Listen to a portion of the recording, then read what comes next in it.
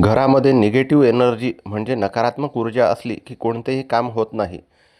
पैशाच्या कामात तर अजिबात यश येत नाही. कुणाला उधार पैसे दिले तर परत मिळत नाही. अंगावर कर्ज वाढत जाते.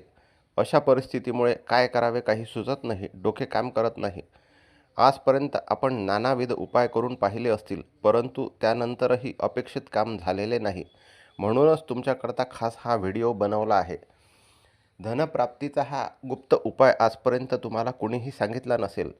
अत्यंत सोपा आणि कमी खर्चात म्हणजे अगदी 20-30 रुपयात होणारा हा इलाज आहे.